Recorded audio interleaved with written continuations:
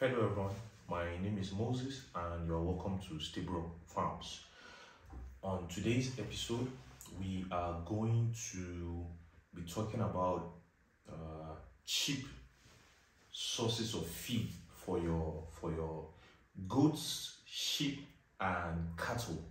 We're focusing heavily on these three today, so that we don't make the topic too broad. So we're talking specifically about goats and sheep and a little about cattle also.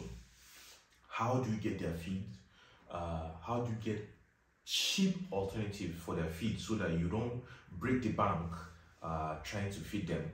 As you know, and as I've talked about several times, feeding accounts for 60, 70, or even 80% of the cost of production of your livestock. So how do you cut it down?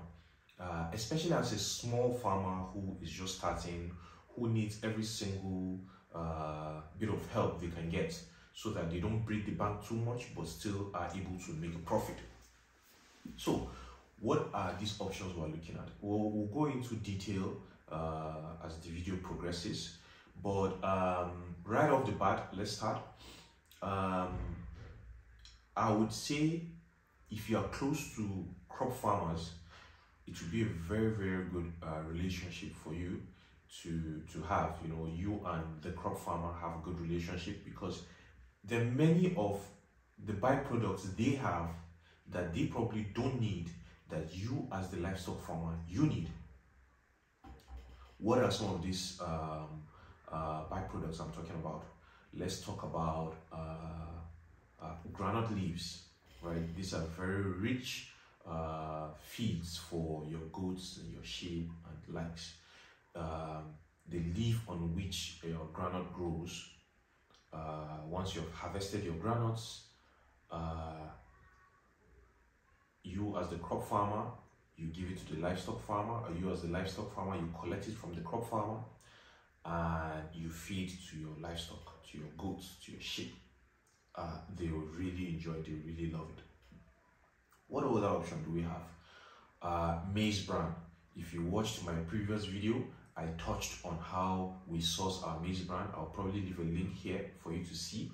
That is how we source for our Maize Bran. It's very key, not only to the ones I just mentioned. You can even, it's a good alternative for your pigs and your chicken as well. But for the purpose of this video, we're only discussing the three I mentioned earlier. So Maize Bran is also another good option. What else can we feed cheaply to our livestock? We are looking at Maize Stem, right? Or silage. So when you harvest your maize, the stem on which the maize grows is also another rich source of feed for your goats, right? Then what else are we looking at? We are also looking at beans, right? So the leaves of beans, or the pods of beans. When you harvest your beans comes in pods, right? Very good. So those pods are very, very rich sources of feed for your animals, for your livestock. What else are we looking at? Another one you could look at leaves of trees such as mangoes. These can be easily accessible to you, where you don't have to break the bank to be able to acquire. Your animals will also enjoy that. Free one, free for all, is grass, right? That is why you see people grazing their goats, their sheep, their cattle, right? Because there's grass littered everywhere on the roads, right? So that's a free option. However, we're trying to say no to open grazing. So if it's possible for you to provide this grass to your livestock on your farm, it would be a better option, so that we reduce the instances of herders and farmers clashing, right? So grass, very good, very natural, very free. Obviously, there are some grasses that are not free, like our brachiaria grass, which is you know, imported. That's a whole other discussion, a video you should probably follow. You should subscribe to this channel, and we'll drop videos on that later. But I mean, we're talking about cheap options here, so we cannot talk about, you know, brachiaria grass, alfalfa, and things like that. Those are a different topic altogether. But grass, yes. I mean, we're getting to the point where it's beginning to get more expensive. You're looking at things like moringa. Moringa leaves are very rich, but how easily accessible is it to you? If you have it on your farm, then that's perfect. If you have to purchase it, then it becomes a problem, because you need a lot of it to make any significant difference to the meal of your livestock, right? To the feed of your livestock. So purchasing it in bulk becomes a little costly. Then it defeats the purpose of this video. This video is trying to look for cheap alternatives. However, if you can be able to access it in large quantity, then that's a rich, beautiful source of feed for your goats and sheep and cattle. What else are we looking at? Obviously, just like I said earlier, if you're talking about farming hay specifically meant for feeding your livestock, then it becomes expensive and it defeats the purpose of this video. So basically what I'm trying to say is there are other options, there are many other options that we can talk about, but I don't want to talk about them in this video, because the purpose of this video are cheap options, cheap alternatives that you can be able to easily access without spending too much money, or without even spending any amount, right? What else are we looking at? What else are we looking at? I mean, these are a few that I can think of off the top of my head, and these are all. Oh, you're looking at cassava peels. I forgot to mention that, right? You're looking at cassava peels. You know, you can dry them, feed them to your livestock. You're looking at banana, plantain leaves. If you have these on your farm, you can equally provide to your goats and sheep and cattle, and they will enjoy it.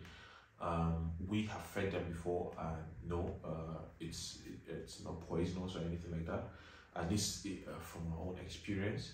I also forgot to mention maize cobs, right? So once you thresh your maize and you get your seeds, you put your seeds away. What's left is the maize cob. What the maize was on previously before it was threshed is the maize cob. So if you watched our previous video, you know that we just throw these maize cobs in a chaff cutter, and it cuts it, and it becomes a very good feed for your livestock. So you can see that we have talked about so many options here. You are bound to find 1, 2, 3, 4, 5 of these close to you, around you, where you can be able to access and provide to your goats and your sheep and your cattle. The idea is, don't feed them just one thing. You know, it becomes boring. You as a human, you don't want to just eat one type of meal all the time, right? You want to spice it up. You want to have a little bit of this and a little bit of that. So it will be also nice for your livestock to be able to have a variety of these feeds. So it would be nice if you can be able to get access to this on a large scale, or however it is, depending on the size of your farm, and give to your livestock. In subsequent videos, I will talk about the more expensive options. Obviously, those ones are richer in nutrients. You can, nothing good goes for free, right? Those ones are specifically, you know, engineered, or some research and development has been done to be specific to these livestock, to know that they are very good for them. So we'll talk about those in separate videos. We'll also talk about things such as how much of each should be given to your livestock in another video. I mean, basically, you don't want to bore someone with one long video that is an hour long and you're just talking about feed, right? So we'll break it down into separate videos so that you can gain some knowledge if you don't already know. So subscribe, like this video so that it can be recommended to more people. It will also help our channel grow. So we'll really appreciate if you do that. And thank you.